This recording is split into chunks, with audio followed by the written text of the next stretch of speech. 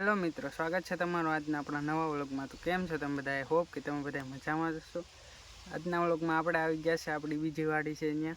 તો તમે જોઈ શકો છો આપણી બીજી વાડીમાં બાજરો આવ્યો છે. તો બાજરો કંઈક એવડો થયો છે અને આજે આવી ગયા છે આપણે આ નારળિયુંના રોપા જે આપણે વયા ગયા છે. મેં આગળના વિડીયોમાં પણ તમને કીધું હતું કે પોટી સુકાઈ જાય છે. તો આપણે 50 રોપા વહી ગયા નારળીને. તો હવે ખોદી ને ત્યાં પાછી બીજો રોપ આપણે નાખશું.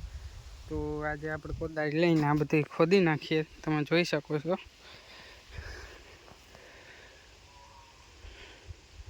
આ આપણી નારળી ને આમાં જે નારળી વહી ગઈ છે તે ખોદીને હવે આપણે રોપા નવા બીજા લગાવશું. ને આ આપણો બાજરો તમે જોઈ શકો છો અને આપણો ચારો ગાયું ભેંસું માટેનું ઓલી બાજુ જવાર ને એવું. તો આ તમે જોઈ શકો છો આ નારળી આપણી વહી ગઈ છે, પોટી સુકાઈ ગઈ છે અને કંઈક ભૂનના ત્રાસથી પણ પોટી ખેંચી લે છે ભૂન. તો અડધી ચાજી એમ વહી ગઈ છે. તો અંદાજે આપણે 50 છોડવા હોયા ગયા છે. તો હવે ખોદીને પાછા નવા નાખવા જોઈએ.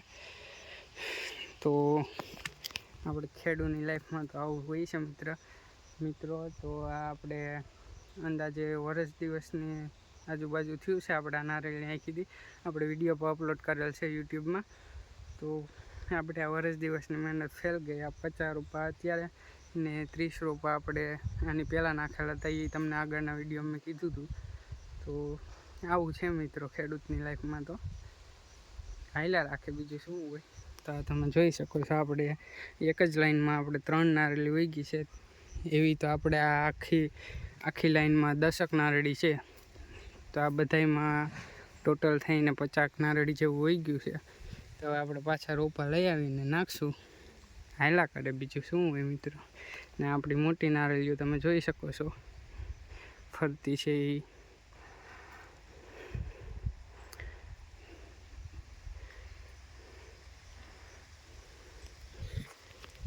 તો જોઈ શકો છો મિત્રો તમે આપણે આ ખેતરની હરિયાળી.